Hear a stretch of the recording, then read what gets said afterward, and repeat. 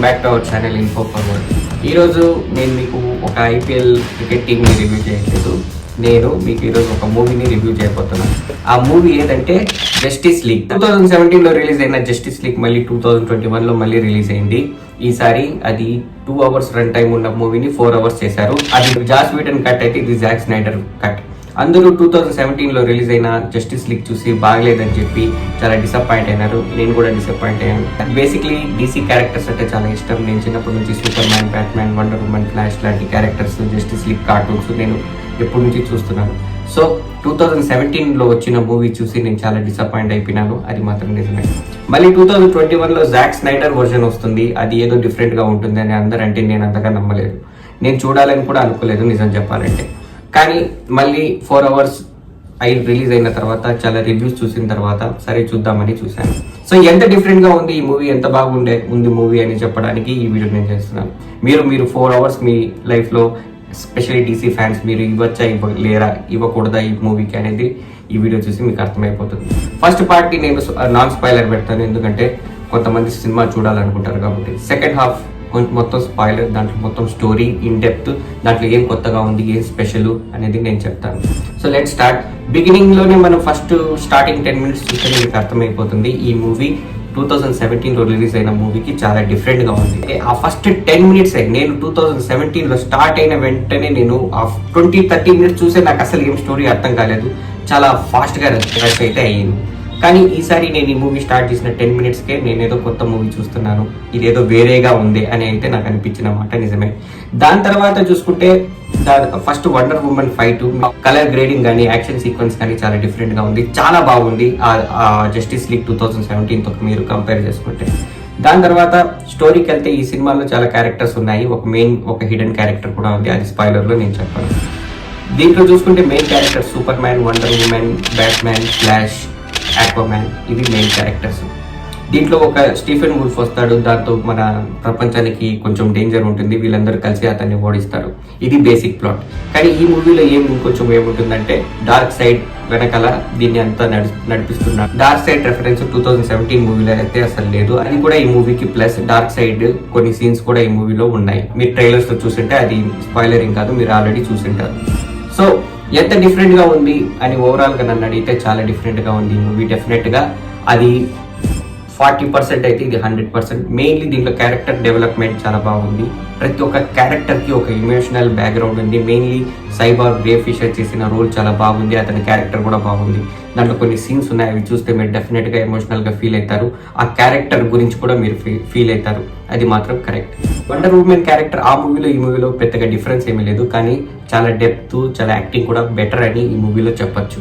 Batman character చాలా better. నాకు justice league 2017 version ఆ మూవీలో ఉన్న ఆ క్యారెక్టర్ అస్సలు నచ్చలేదు. బ్యాట్మ్యాన్ ఏంది ఇంత బోరింగ్గా ఉంది, ఏంది అనేది నాకు అస్సలు నచ్చలేదు. ఎందుకు ఆఫ్టర్ క్రిస్టోఫర్ నోలన్ తీసిన బ్యాట్మ్యాన్ తర్వాత ఈ బ్యాట్మ్యాన్ని చూసినప్పుడు, బ్యాట్మ్యాన్ వి సూపర్ మ్యాన్లో బ్యాట్మ్యాన్ కొంచెం బాగానే ఉంది, కానీ ఈ మూవీలో జస్టిస్ లీగ్లో మనం చూసిన థియేటర్ కట్లో మాత్రం అస్సలు బాగలేదు.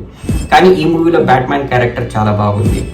Aquaman next character. ఆక్వామ్యాన్ ఎక్కువ లేదు కానీ చాలా బాగుంది, అసలు బోర్ కొట్టదు. అతను కూడా చాలా ఇంపార్టెంట్ రోల్ అయితే ప్లే చేస్తాడు ఈ మూవీలో. దాని తర్వాత ఫ్లాష్, నా ఫేవరెట్ క్యారెక్టర్ ఈ మూవీలో. ఫ్లాష్ చాలా బాగుంది, అసలు ఇంట్రడక్షన్ సీన్ కాడి నుంచి క్యారెక్టర్ మొత్తం డిఫరెంట్గా మీకు అనిపిస్తుంది ఈ మూవీలో మీరు చూసుకుంటే. ఇప్పుడు చూసుకుంటే స్టోరీ ఎంత బాగుంది, స్టోరీలో ఎంత డిఫరెన్స్ ఉందంటే చాలా స్టోరీలో అయితే డిఫరెన్స్ అయితే ఉంది. సినిమా కూడా చాలా బాగుంది. నేను ఫస్ట్ ఇది స్పాయిలర్ రివ్యూ లేకుండా నేను ఒక మాటలో చెప్తే, స్టోరీ, క్యారెక్టర్స్, యాక్షన్స్ అన్నీ మెయిన్ ఫిల్మ్తో మీరు చూసుకుంటే చాలా బాగుంది, చాలా డిఫరెన్స్ ఉంది. నేను ఈ మూవీకి ఇచ్చే రేటింగ్ 4 out of 5. ఇప్పుడు నేను స్పాయిలర్ రివ్యూకి వస్తున్నాను. ఇప్పుడు ఎవరన్నా ఈ మూవీ చూడాలనుకున్న వాళ్ళు మాత్రం ఇప్పుడు ఇక్కడ నుంచి చూడకండి, నేను ఎందుకంటే స్పాయిలర్ ఇవ్వబోతున్నాను, స్పాయిలర్ అలర్ట్. సో ఫస్ట్ 2017 కంటే 2016 మూవీ వచ్చినప్పుడు బ్యాట్మ్యాన్ వి సూపర్ మ్యాన్, ఆ మూవీ ఇక్కడ కంటిన్యూ అయింది. మ్యాన్ ఆఫ్ స్టీల్లో ఏమైంది, సూపర్ మ్యాన్ క్యారెక్టర్ ఎలా ఎవాల్వ్ అయింది, 2016 వచ్చిన బ్యాట్మ్యాన్ వి సూపర్ మ్యాన్ లో వాళ్ళిద్దరి మధ్య ఏం గొడవ ఉండింది. సో బ్యాట్మ్యాన్ వి సూపర్ మ్యాన్ లో సూపర్ మ్యాన్ చనిపోవడం మనం చూసాం, కానీ చనిపోయిన తర్వాత బ్యాట్మ్యాన్ చాలా డౌట్లో ఉంటాడు, ఎందుకంటే అతను ఫస్ట్ సూపర్ మ్యాన్ని చంపాలనుకుంటాడు, కానీ దాని తర్వాత సూపర్ మ్యాన్ తన లైఫ్ని సాక్రిఫైస్ చేసిన తర్వాత ఆ గిల్ట్తో బతుకుతూ ఉంటాడు. అతనికి లెక్స్ లూథర్ వచ్చేసి ఒక పెద్ద డేంజర్ రాబోతోంది స్టీఫెన్ వుల్ఫ్ అనే రూపంలో అని ఒక ఇండికేషన్ ఇచ్చింటాడు. అందుకు అతను ఒక టీమ్ ని తయారు చేస్తుంటాడు. సో ఇంతవరకు అయితే సేమ్. కానీ ఇక్కడ నుంచి క్యారెక్టర్ డెవలప్మెంట్, మెయిన్ సైబార్గ్ క్యారెక్టర్ చూసుకుంటే సైబార్గ్ ది ప్రతి ఒక్క ఇన్సిడెంట్, ప్రతి ఒక్క సీను మెయిన్ జస్టిస్ లీగ్ లో అయితే లేదు. దీంట్లో ఒక ఏమంటే వాళ్ళ నాన్న వచ్చేసి సైబార్గ్ ని ఎలా తయారు చేస్తాడు, ఆ మదర్ బాక్స్ ఏంటి, ఆ మదర్ బాక్స్ మిస్టరీ ఏంటి, ఇతను యాక్సిడెంట్ తర్వాత బతుకున్నప్పుడు ఇతని యొక్క సెల్స్ ని రీస్ట్రక్చర్ చేసి సైబార్గ్ ని తయారు చేస్తాడు. ఆ సీన్ అసలు లేనే లేదు జస్టిస్ లీగ్ 2017 లో. దీంట్లో అది చూపించారు. దాని తర్వాత సైబార్గ్ పేదలను కూడా ఎలా కాపాడుతాడు, సైబార్గ్ డబ్బులు లేని పేదవాళ్లకు డబ్బులు ట్రాన్స్ఫర్ తన యొక్క టెక్నాలజీ యూజ్ చేసి చేయడం, అది నా ఫేవరెట్ సన్నివేశం ఈ మూవీలో సైబార్గ్ తో చూసుకుంటే, సైబార్గ్ క్యారెక్టర్ ని చూసుకుంటే. దాని తర్వాత ఇంకా ఫ్లాష్ క్యారెక్టర్ చాలా బాగుంది. లాస్ట్ లో ఫ్లాష్ టైం నే మళ్ళీ తిప్పించి మళ్ళీ అందరినీ కాపాడతాడు, జస్టిస్ లీగ్ మొత్తంని కాపాడతాడు. సో ఫ్లాష్ క్యారెక్టర్ కూడా చాలా బాగుంది. ఆక్వామ్యాన్ ని కూడా చాలా టైం ఇచ్చి చాలా నిదానంగా మొత్తం ఆయన క్యారెక్టర్ డైరెక్ట్ గా వచ్చేది టీంలో, ఎలా వస్తారు ఒకరొక్కరు టీంలో అనేది బాగుంది. ఇంకపోతే సూపర్ మ్యాన్ ఎట్లా వస్తాడు, అది మదర్ బాక్స్ పెట్టేస్తే ఏం వచ్చేస్తాడు, ఎలా వచ్చేస్తాడు అనేది జస్టిస్ లీగ్ లో సరిగ్గా చెప్పలేదు. దీంట్లో ఎలా ఆ క్రిప్టాన్ టెక్నాలజీని మన సైబార్ టెక్నాలజీని మిక్స్ చేసి ఎలా సూపర్ మ్యాన్ ని బతికించవచ్చు, అసలు ఎందుకు బతికియాలి అనేది, ఎందుకంటే సూపర్ మ్యాన్ ఉన్నంత వరకు ఈ మదర్ బాక్స్ ఉన్నా కూడా ఆ పారాడీమెన్స్ వచ్చిండరు, ఎందుకంటే సూపర్ మ్యాన్ కి భయపడి రారు. అది కూడా చెప్పడం జరిగింది. సూపర్ మ్యాన్ వల్ల రారు, మళ్ళీ సూపర్ మ్యాన్ ని బతికిస్తే వాళ్ళు వస్తారు, కానీ సూపర్ మ్యాన్ వాళ్ళని ఓడించగలడు అనే ఒక నమ్మకంతో సూపర్ మ్యాన్ ని మళ్ళీ బతికిస్తే మంచిది ఏ డేంజర్ కైనా అని చెప్పి దానికోసం సూపర్ మ్యాన్ ని బతికించడం జరుగుతుంది. ఇకపోతే లాస్ట్ లో ఒక నైట్ మేర్ సీన్ ఉంది. ఆ నైట్ మేర్ సీన్ మనం 2016 లో బ్యాట్మ్యాన్ వి సూపర్ మ్యాన్ లో కూడా ఉంది. దాంట్లో బ్యాట్మ్యాన్ ఏం చూస్తాడంటే ఫ్లాష్ ఫ్యూచర్ నుంచి వచ్చి అది కలలాగా అతనికి చెప్తాడు, కానీ అది నిజమే. ఏంటంటే లూయిస్ లేన్ వచ్చేసి ఇంపార్టెంట్, లూయిస్ లేను అని ఒక మాట చెప్పడం జరుగుతుంది. మళ్ళీ ఒక కళ చూస్తాడు. ఆ కళలో ఏమంటే సూపర్ మ్యాన్ అందరినీ ఇక్కడ ఉండే మనుషులంతా కాల్చి చంపేస్తాడు, బ్యాట్మ్యాన్ కూడా కట్టేసి ఒక చోట ఉంటాడు, అందరూ సూపర్ మ్యాన్ యొక్క బానిసలు అయిపోయినట్టు చూపిస్తారు ఈ సినిమాలో. కానీ అది ఎందుకు అలా కళ వచ్చింది అంటే దానికి ఏంటంటే రీజన్, ఈ మూవీలో ఇంకో కళ వస్తుంది. ఇంకో కళలో ఏమంటే సూపర్ మ్యాన్ బతికిచ్చి మళ్ళీ స్టీఫెన్ వుల్ఫ్ ని ఓడించేసినా కూడా డార్క్ సైడ్ యాంటీ లైఫ్ అని ఒక ఇది ఉంటుంది. దానికోసము ఆ యొక్క ఫార్ములా కోసము 10,000 వరల్డ్స్ ని నాశనం చేసింటాడు. దానికోసం అది అర్త్ లో ఉంటుంది. ఆ అర్త్ లో ఉండి దాన్ని తీసుకోవాలంటే దానికి మెయిన్ అడ్డం వచ్చేసి super man. So super man ని డార్క్ సైడ్ తన వైపు తిప్పుకుంటాడు. తన యొక్క లూయిస్ లేన్ కి చనిపోవడానికి బ్యాట్మ్యాన్ రీజన్, ఈ సూపర్ హీరోస్ రీజన్ అని చెప్పి అతను తన వైపు సూపర్ మ్యాన్ ని తిప్పుకొని సూపర్ మ్యాన్ ని విలన్ చేసేస్తాడు. సో అది మళ్ళీ బ్యాట్మ్యాన్ కి కళ రూపంలో చూపిస్తూ ఉంటారు. లాస్ట్ లో ఆ యొక్క కళలో జోకరు బ్యాట్మ్యాన్ కి చెప్తాడు, లూయిస్ లేన్ నీ వల్లే చనిపోయింది, ఇదంతా ఇంత ఘోరం జరిగింది, నీ వల్లే జరుగుతుంది, దీనికి కారణం నువ్వే అని జోకర్ వచ్చేసి బ్యాట్మ్యాన్ కి చెప్తాడు. దానికి బ్యాట్మ్యాన్ జవాబు ఇస్తాడు, అవును నేను నీ హార్లీ క్వీన్ మన సూసైడ్ స్క్వాడ్ లో మంచి క్యారెక్టర్, దాన్ని కూడా చంపేటప్పుడు నేను చాలా ఎంజాయ్ చేశానని చెప్పడం, నిన్ను కూడా అలానే చంపేస్తానని, బ్యాట్మ్యాన్ ఫస్ట్ టైం చంపేస్తాను అని కొంచెం అబ్యూజివ్ లాంగ్వేజ్ కూడా యూజ్ చేస్తాడు ఆ సీన్ లో. అది చూసి నేను చాలా షాక్ అయినాను. సో థియరీ ఏమంటే డార్క్ సైడ్ సూపర్ మ్యాన్ ని యూజ్ చేసుకొని జస్టిస్ లీగ్ ని ఈ యొక్క అర్త్ ని కాంకర్ చేయాలనుకుంటాడు. దానికి ఫస్ట్ మదర్ బాక్స్ రీజన్ ఏంటి, ఇప్పుడు మెయిన్ రీజన్ ఏంటంటే ఆ యాంటీ లైఫ్ ఒక ఫార్ములా దానికోసం. అది దొరికితే ఏంటంటే మొత్తం ఈ ప్రపంచంలో ఎన్ని స్పీసీస్ ఎక్కడ ఏది బతకాలి ఏది బతకూడదు, మళ్ళీ బతకాలంటే చనిపోయిన వాళ్ళని బతికించే శక్తి కూడా దానికి ఉంది.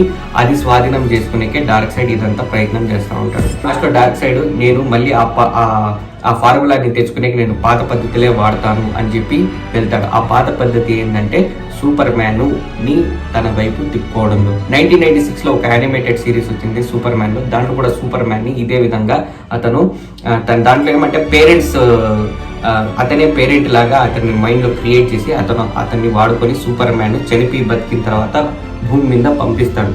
సో అలాంటిదే ఈ సినిమాలో జాక్ స్నైడర్ లూయిస్ లేన్ తీసుకొని సూపర్ మ్యాన్ ని ఈ ప్రపంచం అగేన్స్ట్ చేసి చేస్తాడు. సో అది ఆ కళకి అయితే మెయిన్ రీజన్. ఫైట్ సీన్స్ అన్ని చూసుకుంటే చాలా బాగున్నాయి. నాకు ఈ సినిమాకి highlight cyber flash, super man last లో మళ్ళీ బతికే సీన్, అది చాలా బాగుంది. ఒరిజినల్ నాకు అస్సలు నచ్చలేదు, అదేదో ఫ్యాన్ సర్వీస్ లాగా అనిపించింది. ఈసారి అయితే అది ఖచ్చితంగా చాలా బాగుంది. సో ఈ మూవీ ఆ మూవీ కంటే కనీసం 1000 times బెటర్ అని నేను చెప్పగలను. ఈ movie 4 hours 2 minutes, first 10 minutes credits, మళ్ళీ ఒక 10 minutes క్రెడిట్స్. కానీ ఫస్ట్ 10 minutes 8 minutes క్రెడిట్స్ మాత్రం మిస్ చేయకండి, చాలా బాగుంది. లాస్ట్ మీరు ఇది చేయొచ్చు. మళ్ళీ లాస్ట్లో మీకు లెక్స్ లూథర్ డెడ్ స్ట్రోక్ సీన్ కూడా ఒకటి యాడ్ ఉంది, అది కూడా బాగుంది. సో ఓవరాల్గా జస్టిస్ లీగ్ 2017 తర్వాత మళ్ళీ నేను నా ఫేవరెట్ క్యారెక్టర్స్ని చూసి నేను ఎంజాయ్ చేశాను. మీరు కూడా అలానే ఎంజాయ్ చేయొచ్చు. ఈ మూవీ చాలా చాలా చాలా చాలా బాగుంది. కావాలంటే చూడండి, చూసి మీకు కూడా నచ్చితే, నా ఒపీనియన్స్ కరెక్ట్ అనిపిస్తే కామెంట్ చేయండి. అలాగే నా ఈ రివ్యూ నచ్చింటే ఈ వీడియోని లైక్ చేయండి, షేర్ చేయండి. ఎవరైనా ఈ 4 hours ఎందుకు మనం టైం స్పెండ్ చేయాలి అని అనుకున్న వాళ్ళకి ఈ రివ్యూ చూపియండి, వాళ్ళు డిసైడ్ చేసుకుంటారు. Main super man fans, Batman fans, super man ఎక్కువసేపు లేడు కానీ ఉన్నంతసేపు అయితే చాలా బాగుంది. సో DC ఫ్యాన్స్కి మస్ట్ వాచ్. న్యూట్రల్ ఫ్యాన్స్ అంత ఎంజాయ్ చేయకపోవచ్చు మెయిన్ లాంగ్ టర్మ్. ఈ సినిమాకి ఇంకా ప్లాట్ హోల్స్ నెగిటివ్ ఏముందంటే మెయిన్ రన్ టైం నాకు కొంచెం ఎక్కువ అనిపించింది. కావాలంటే 3.5 hours ఈ మూవీని ఈజీగా ఎడిట్ చేసి ఉండొచ్చు అనేది నా ఒపీనియన్. 3.5 hours చేసి ఉండొచ్చు. మేబీ కొంచెం వెబ్ సిరీస్ లాగా, మినీ సిరీస్ లాగా చేయాలని చెప్పి దీనికి 4 hours చేశారేమో. బట్ 3.5 hours అయ్యింటే ఈ మూవీ బాగుండేది. 3.5 hours ఈ మూవీ డైరెక్ట్గా రిలీజ్ అయ్యి దాని తర్వాత ఏం పార్ట్, ఈ స్టోరీ తర్వాత ఏమవుతుందని కూడా మనం ఇంట్రెస్టింగ్గా, డార్క్ సైడు ఈ సూపర్ మ్యాన్ని స్వాధీనం చేసుకున్న తర్వాత ఏమవుతుందని, అలా జోకర్ వీళ్ళంతా చూసింటే చాలా బాగుండు. సో ఫ్యాన్స్ ఇప్పుడు రీస్టోర్ స్నైడర్ యూనివర్స్ అని ట్రెండ్ చేస్తున్నారు. మీరు కూడా ట్రెండ్ చేయండి, నేను కూడా ఖచ్చితంగా ట్రెండ్ చేస్తాను. ఎందుకంటే నిజంగా నేను జాక్ స్నైడర్ ఫ్యాన్ కాదు, కానీ ఈ మూవీ చాలా చాలా చాలా బాగుంది. బ్యాట్మ్యాన్ వి సూపర్ మ్యాన్ కంటే కూడా బాగుంది, మ్యాన్ ఆఫ్ స్టీల్ కంటే కూడా బాగుంది. ఈ మూవీనే జాక్ స్నైడర్ డీసీలో తీసిన బెస్ట్ మూవీ. సో మీరు కూడా చూడండి, ఎలా ఉందో కింద కామెంట్ చేసి చెప్పండి. సో అది ఫ్రెండ్స్ ఈ వీడియోలో. నెక్స్ట్ వీడియోలో నేను మళ్ళీ IPL రివ్యూతోనే వస్తాను. కొంచెం బిజీగా ఉన్నాను, కొంచెం హెల్త్ ఇష్యూస్ వల్ల, కొన్ని ఎగ్జామ్స్ పిల్లలు జరుగుతున్నాయి దానివల్ల. సో కొంచెం బిజీగా ఉన్నాను, కానీ RCBని నెక్స్ట్ నేను రివ్యూ చేస్తాను. కామెంట్ చేయండి. RCB ప్లేయర్స్ గురించి కొంచెం నాకు కన్ఫ్యూజన్ ఉంది, దాన్ని స్టడీ చేస్తాను. స్టడీ చేసిన తర్వాత నేను దాన్ని కూడా రివ్యూ చేస్తాను. సో థ్యాంక్ యూ ఫ్రెండ్స్, ఇలాగే సపోర్ట్ చేయండి. ఈ వీడియోని ఇంతవరకు చూసినందుకు thank you so much. Bye. Next వీడియోలో మళ్ళీ కలుద్దాం. జై హింద్.